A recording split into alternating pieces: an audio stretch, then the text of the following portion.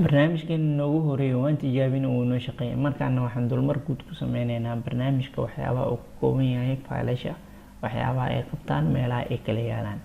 faylka ugu horeeya ee hadda noo furan waa layoutka activity layoutka. activity layout wuxuu u taagan yahay meesha uu userka inputka ka gelin lahaa ama hadduu wax akhrisanayo xogta ka akhrisan lahaa pagekii oo isticmaali lahaa user interfaceka ayay u taagan tahay. hadda waxaa arkaysaa marka layoutka designkiisa iyo blueprintigiisa waxaa laga yaabaa inaad ku wareertid si isaga xirto blueprintiga haddaadan u baahnayn. menuga kore service viewga taabo, waxaa kuu saaran design iyo blueprint kaliya dooro design. okay, si aan u ogaano filekan meeshuu yaalo iyo qaabka wax ugu bedelayno, marka hore filekan aan xirno. qaybtan navigation viewga haddii aad furto waxaa arkaysaa project view, package view, project files. package haddaa furto project iyo package ahaan kugu muuqanaya. haddaa project files ama project aad furtid, projectigaaga wuxuu kugu muuqanayaa faylal iyo foldero oo noocan u yaalo oo kale. laakiin anaga waxaan u baahanahay oo hadda aan ku shaqeynaynaa android view. haddoosan kuu saarnayn android saaro.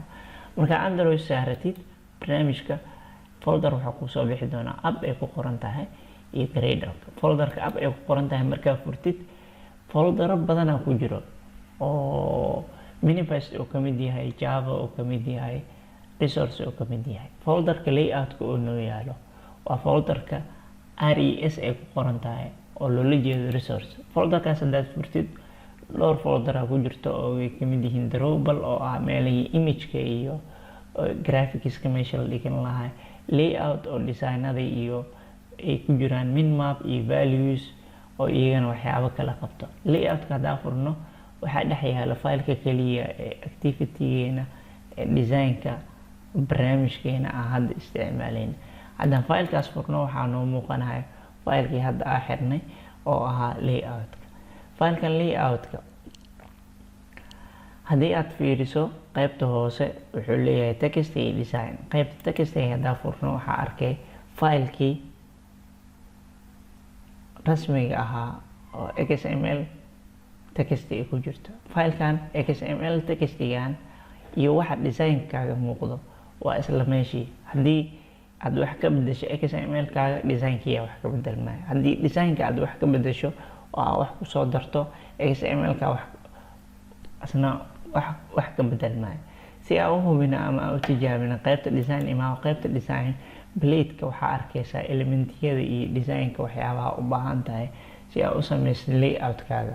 tusaale ahaan hadda qaybtan hadda noo dooran waa qaybta commonka ah. waxaa kamid ah text view, button, image view, waa waxyaabaha commonka ah.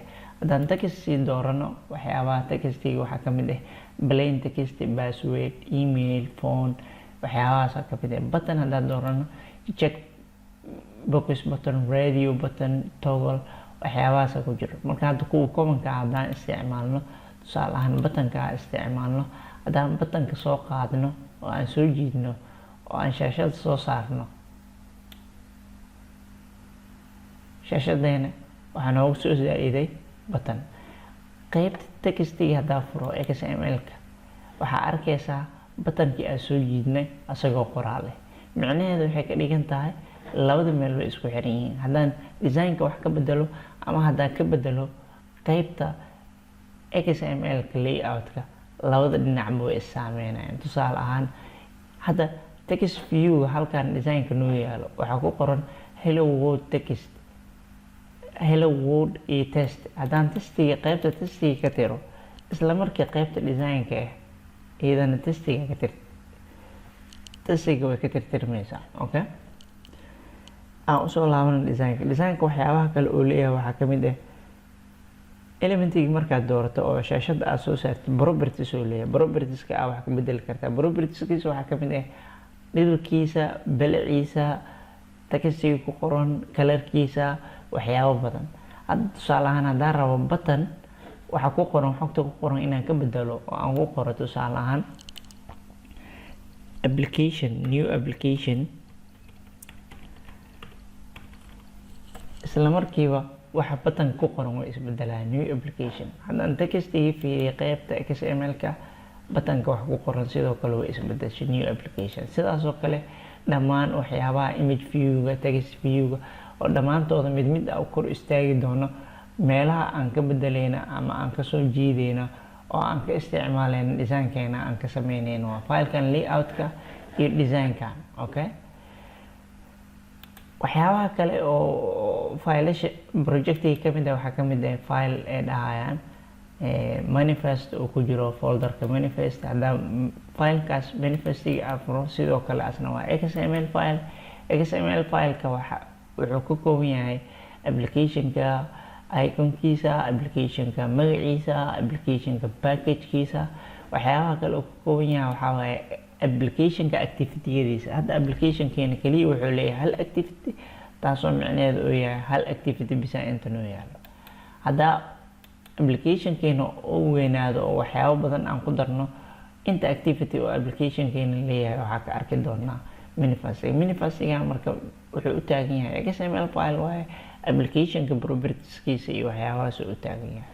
filasha kale iyo oo projectiga ka mid ah waxaa ku jira Java. qaybta Java haddaa furno packageka application magaciisa haddaa sii furno waxaa arkaynaa activity-yada applicationka uu leeyahay.